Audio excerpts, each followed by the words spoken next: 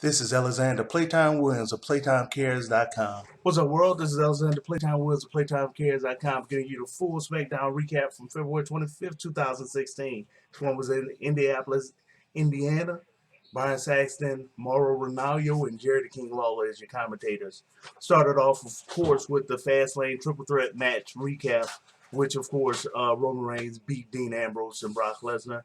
So Triple H comes to the ring and pretty much say that, Roman Reigns got what he deserved on Raw, where he bust open Roman Reigns because of Roman Reigns attacking him several months back. And of course, they had to show the Raw recap of Triple H busting his nose open and things of that nature.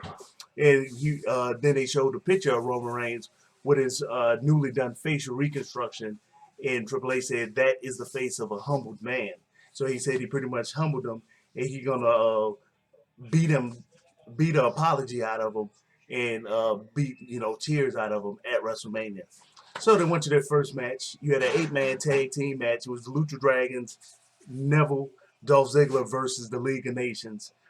I mean, once again, it showcased the need for a cruiserweight division. Size matters. The League of Nations is 4 big guys, and you had 3 cruiserweights and medium-sized guys. So size matters. Even though it was a really, really good match, it did not even make sense, logistically.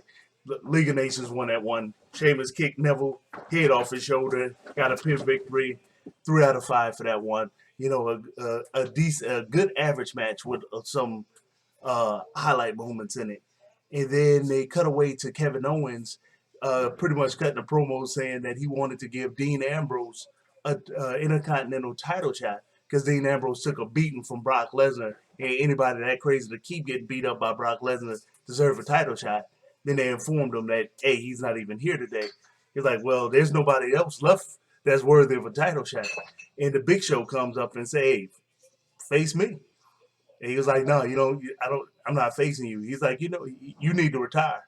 He said, okay, you want to be funny. He grabbed him and was like, hey, you want to be funny? You got a match against me tonight. So that was that. Then they did a cutaway to a Harriet Tubman quote for Black History Month. Second match, you have Devon Dudley with, of course, Bubba Dudley in the corner, a ringside, not in the corner, versus Jimmy Uso with Jay ringside for him. And they did the Raw recap from 3 weeks ago where out of the blue, the Dudley boys attacked the Usos and, pretty much turned heel, and they explained it again. They're not a nostalgic act. They're here to win the title. They're the most winningest WWE tag team ever, and they're not here just to make the crowd happy. So they're not gonna pull tables out or anything like that again. They're gonna just beat people up and they're gonna win that title. So the match was pretty much back and forth, but Jimmy started off really, really strong. So Bubba felt the need to interfere.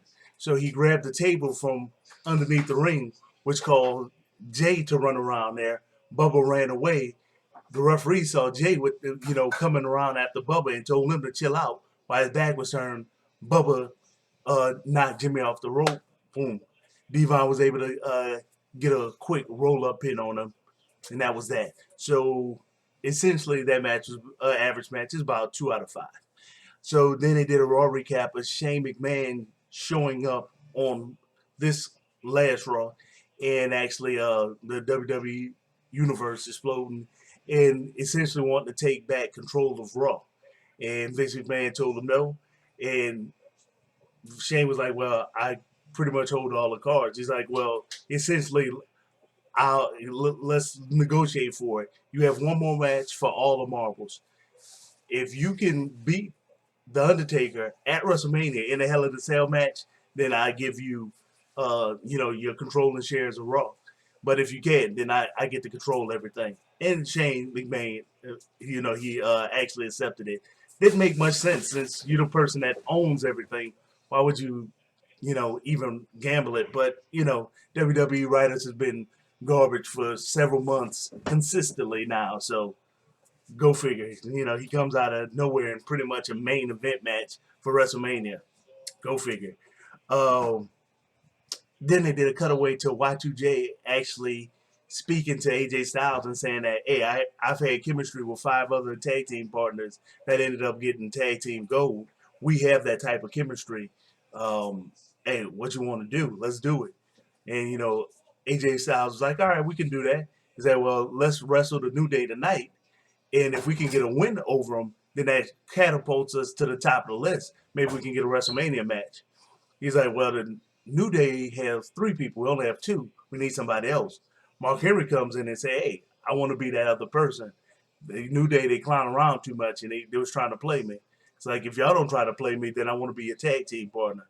Chris Jericho say, hey, from one former champ to the next, it'd be an honor for you to wrestle with me. And, Mark Henry was like, hey, cool, then I'm your tag team partner. So your next match that came up was, and this is your third match, the Big Show versus Kevin Owens. And they did a Raw recap of Ryback walking out on the Big Show and Kane when they was wrestling the Wyatt family and just leaving them high and dry. And then Ryback explained that he tired of being a tag team partner. He want to do things on his own now. So Kevin Owens went smart and he started attacking the Big Show legs, but it really just made the Big Show mad.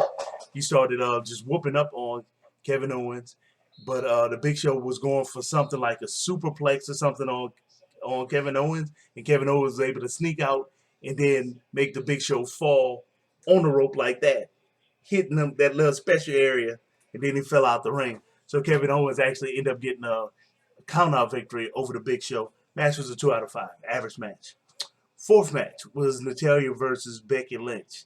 And that was a back and forth action. It had potential to build to be something great, but Naomi and Tamina came out, attacked Natalya. So Natalya ends up winning by disqualification. Match is about a 2 out of 5, just average match. Sasha Banks ran down to the ring to help out her Fast Lane tag team partner, Becky Lynch. They got Naomi and Tamina out the ring. Charlotte comes to the entrance of the ramp with Ric Flair and essentially said, look, on this Raw, Sasha Banks versus Becky Lynch.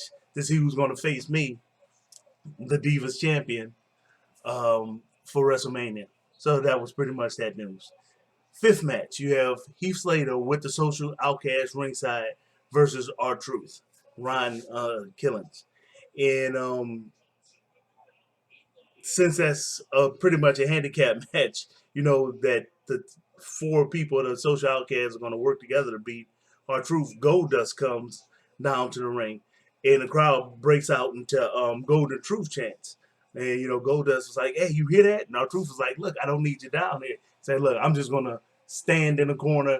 Don't even worry about me. So, they had back and forth action between the two. Somebody had some decent action. Once R-Truth actually gained control of the match, then the Social Outcast started interfering. So Goldust decided that he was going to help out R-Truth. And R-Truth was had Heath Slater on his back. It was trying to get him in a back body slide into a pin, but Heath Slater was fighting it. While the referee was keeping the Social Outcast out of the ring, Goldust ran up on the ring apron, punched Heath Slater in the face. Goldust was able to get him down. He got it, the pin victory. Once R-Truth saw the replay on a jumbotron, he just, pretty much was like, hey, thanks for the assistance, and it was all that. It was, hey, he didn't trip anymore. Crowd broke out into the Golden Truth chants again, so maybe they will team up. Match was a 2 out of 5 average match.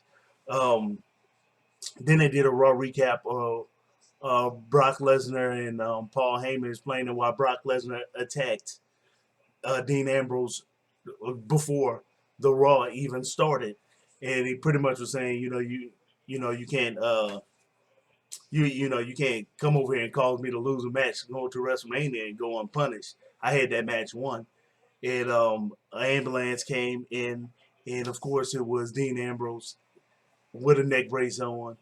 He stole the ambulance, came down to the ring. He crawled down. Brock Lesnar just walked on him while he was still on the ground, went past him. Dean Ambrose grabbed a microphone, asked him for a no-holds-barred street fight at WrestleMania.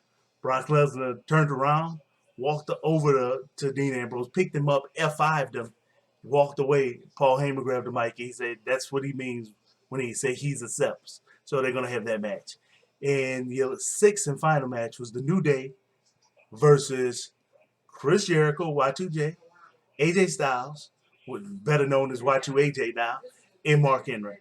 And that was back and forth action that showcased a lot of skills, a lot of talent from both sides.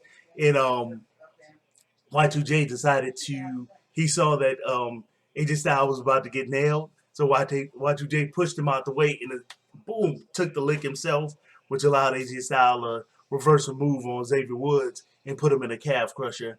And of course, Y2J and Mark Henry won that match. That match was it was pretty decent. That was a 3 out of 5.